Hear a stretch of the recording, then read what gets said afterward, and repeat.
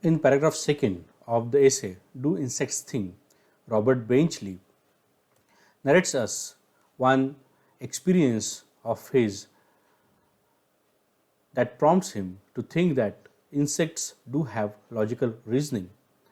And he tries to counter Professor Brewer, who earlier asserted that insects do not have any logical reasoning, but they do have only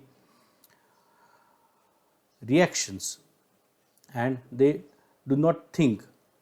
So, in order to support his argument, the writer narrates us an experience. He says in the second paragraph, during the summer of 1899, while I was at work on my treatise Do Larvae Laugh, we kept a female wasp at our cottage in the Adirondacks.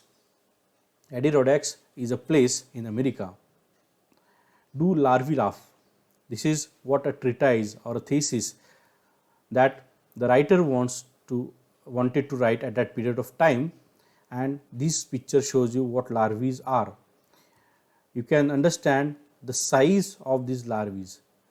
These are cocoons from which we have all the insects, and he or the writer wants to make a research on this larvae, and what would be the title of that research? Do larvae laugh? Can you imagine these small creatures can cry or laugh or do, even if they have some emotions? They do not have. This is an exaggeration. He is stretching forward the thesis written by Professor Brewer, which was showing that insects do not think, and according to the writer, it is well known fact to all of us that insects and animals do have only their instinct and not logical reasoning. So therefore, these are the larvae, and in order to make fun of Professor Brewer, he says that he was working on the treatise that Do Larvae Laugh. These small creature cannot laugh, they cannot cry, or with agreeing with the writer, they can not even think. So even if you are not thinking, you cannot laugh or cry. Laughing and crying appears only when you think about something. So that is it. He is narrating his experience at Adirondacks. Adirondacks is a place in America, and where he was making or writing a treatise, Do Larvae Think, and he has kept a female wasp. Now, a wasp is this kind of animal. This is called as wasp, a female wasp, for an experiment. Further, he says, now he is making fun of that wasp as well. He says it really was more like a child of our own than a wasp. He says that that wasp was not merely a kind of insect for him, but it was like a child. But now look at the humor, except that it looked more like a wasp than a child of our own. And then he says that it, in appearance, it was just a wasp. So the writer is making a fun of the wasp, that it cannot be a child, it cannot look like a child or cannot behave as a child, but it was like that only. He further says that was one of the ways we told the difference. So child is appearing different and wasp was appearing different for the writer, and he says that the wasp was too much familiar with their family now. This is the paragraph second. The importance of this second paragraph is that he has tried to narrate us the story or an instance or his experience regarding that wasp now. Let's read the next paragraph. This is wasp. Now, third paragraph talks about that wasp. He says, it was still a young wasp when we got it, 13 or 14 years old. Look at this, 13 and 14-year-old. If you look and go and search on Google the life of any insect, you would find the maximum life of an insect could be 11 to 12 months or 15 months and not more than that. The age that is given here is 13 to 14 years old. It is exaggeration, pulling the point too much, and therefore it becomes a comedy or humor. So the writer says the wasp, which he kept for an experiment with him in a cottage, was about 13 or 14 years old. And further he says, and for some time we could not get it to eat or drink. It was so shy. So it was also a shy. The shyness is associated with human beings only and not the animals. Whenever animals are hungry, they do demand food and they do get it by any way that is possible for them. But here writer ascribed the shyness of human being to that wasp. Further, he says, since it was a female, we decided to call it Miriam. It is now naming to that wasp, but soon the children's nickname for it was Pudge.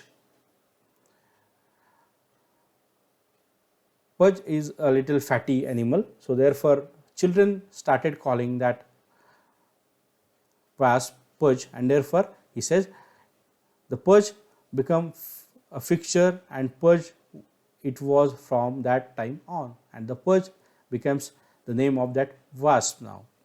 So it is what a little information about that wasp. But what one thing is to understand here is that he is trying to make fun of that wasp as well. First thing is that the 13 or 14-year-old is too much. Any insect cannot live for that long. Second thing is that no insect is shy. It is very instinctive. So whenever it would find food, it would get it, and therefore later on the children and the family of the writer tried to give the name. The Miriam was the first name that came on their mind, but eventually they started calling it as a Pudge. Pudge is a fatty animal that do not work or do not move too much. Now even the Pudge itself is a very humorous. Pudge is fatty and not moving. So that is what the name, and also a kind of fun making of that animal. Next paragraph now. The instance, the experience of the author, the writer continues with that wasp, and now he tried to narrate us the event which prompts him to think that insects do have logical reasoning. So he writes, one evening I had been working late in my laboratory, fooling around with some gene and other chemicals, and in living room I tripped over a 9 of diamonds which someone had left lying on the floor and knocked over by card catalog containing the names and addresses of all the larvae worth knowing in North America. The cards went everywhere. So this is what the first part of his story. This picture is of the card catalog. Card catalogs are generally found in library. If you can find that it contains names and addresses of all larvae, this is usually found in libraries and also with researchers, so that the information could be organized in a well manner. So in his experience, in one evening in the late night, he was working in his laboratory and doing some works with some chemicals, and in living room he had kept that card catalog. Something or someone dashed to that card catalog, and that information containing card catalogs were now fallen apart. This is just a background of that story. Now how he reaches to the conclusion is the next thing, he narrates it in the next paragraph. So, he continues, he says that I was too tired to stop to pick them up that night and went sobbing to bed, just as mad as I could be. As I went, however, I noticed the wasps flying about in circle over the scattered cards. Maybe Pudge will pick them up, I said half laughingly to myself, never thinking for one moment that such would be the case. Now, again, because he was tired, uh, he did not try to pick all the cards and arrange them again, because all these card catalogs have to be arranged in alphabetical orders and not just to keep them in together. So therefore, he had postponed that work for later, and now he went to sleep. However, he has an idea on his mind that he noticed the wasp, that is Pudge, was flying around those scattered cards, and he had a remotely a remote idea that maybe that Pudge will pick them up. Now, that small insect cannot pick the cards, it is well known to all of us. Again, he wants to make a fun, therefore he is creating humor out of that by exaggerating his own expectations from that Pudge. And then he says, I said half laughingly to myself, never thinking for one moment that such would be the case. Now he knows himself that this could not be possible, that the Pudge would pick up all the card and keep them in a proper way. However, he had just an idea on his mind. Now, further he writes, when I came down the next morning, Pudge was still asleep over her box, evidently tired out, and well, she might have been, for there on the floor lay the cards scattered all about just as I had left them the night before. It is very natural now that the cards were still scattered in the next morning, and the Pudge, the insect, was still sleeping over her box. Now, in the night, the writer had a very faint idea that might be the Pudge who was moving around, flying around those cards, may pick all the cards and arrange them properly for him. But that was not the case in the next morning, and therefore it was not the shock for the writer to see all like that only. Further he says, faithful little insect had buzzed about all night trying to come to some decision about picking them up and arranging them in the catalog box, and then figuring out for herself that as she knew practically nothing about larvae of an sort except wasp larvae, she would probably make more of a mess of rearranging them than as if she left them on the floor for me to fix. It was just too much for her to tackle, and discouraged, she went over and lay down on her box, where she cried herself to sleep. Now, in this paragraph, again, the writer tries to understand the psyche of the insect, that is the larvae, or rather the wasp itself. And actually, he last night expected that this wasp may have the courage or may have the idea to keep all these cards, or at least to pick up and arrange these cards in a proper way. But further he says, going deeper down to her psyche and thinking, he says that she might have thought about that, but he says that decision about picking them up and arranging them in a catalog box, figuring out for herself that she knew practically nothing about larvae.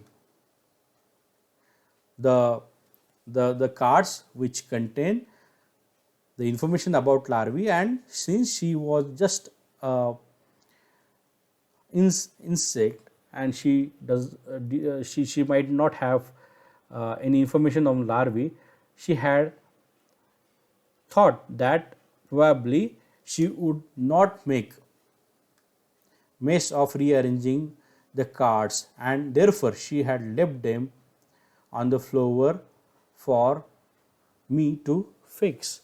So look at the reasoning that is given by the writer. Writer says that the purge or the insect was in the night moving around all these cards, and he had the faint idea that she might arrange it. But now in the morning, all these cards were spread like in the night only, and therefore what must be the reason why did this wasp or purge did not arrange it? According to the writer, how she might have thought in the night that she might have tried to pick them up and rearrange them, but since she has very little knowledge about larvae, and therefore she cannot arrange or rearrange all these cards, she thought that it would be rather kept for the person who is expert in that, that is the writer himself. Remember, it is well known to all of us that this small insect cannot pick up and arrange anything, because they do not think simply, and therefore they can just move around and slip. That is what is their instinct, that is how they behave. But since Professor Buber have thought over the psyche of the insect, therefore the writer tries to get into the mind of the insect, that is purge, and therefore he is trying to giving us a logical reasoning behind not working for the author. Further he says it was just too much for her to tackle. It was not possible for her to tackle all these cards, rearranging them, since she does not have any knowledge about larvae, and since she does not know maybe the language, therefore she has kept that. Further he says discouraged. Okay, she wanted to, what does this mean? She wanted to work, but she was discouraged since she has no experience in about arranging and rearranging the cards. Discouraged, she went over and lay down in her box, where she cried herself to sleep. She tried to work, but she could not, therefore she cried, and finally she slept. Now the writer reaches to the conclusion of this essay. He says, if this is not an answer to Professor Buber's statement that insects have no reasoning power, I do not know what is. The writer wants to make a point that this all that the small purge wanted to work for the writer, she want to pick the cards up, she want to rearrange them, but because she does not have any knowledge about the larvae, she could not do it, and therefore she cried, and helplessly she got slapped. And therefore the writer wants to make a point that the larvae or the wasp had, or the instinct in general had the logical power of thinking, but she could not act, and therefore the writer says that the Professor Buber's statement that insects do not have reasoning power actually is wrong, and he encountered it with this example. He says that I not know what is. If this is not reasoning, this is a reasoning, reason or logic.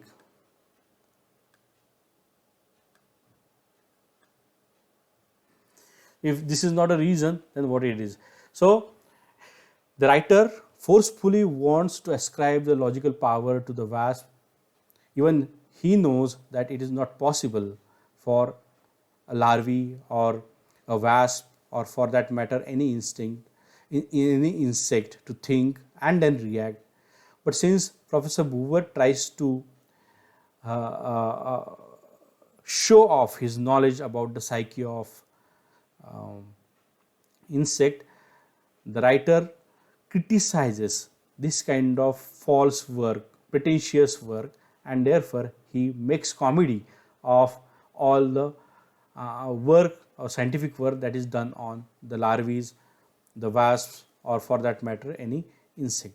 In this way, this is a kind of humor that is a kind of satire on the particular scientific temperament of American science in 1922, where the scientists were busy in trivial things, the things that do not matter for human being, or the things which do not have any importance in human life. They were busy in researching all these things, and therefore the writer has made fun of it. Okay, now more about this passage we can discuss in a practical session in which we are going to deal with the questions and answers. Thank you. We'll see you soon in question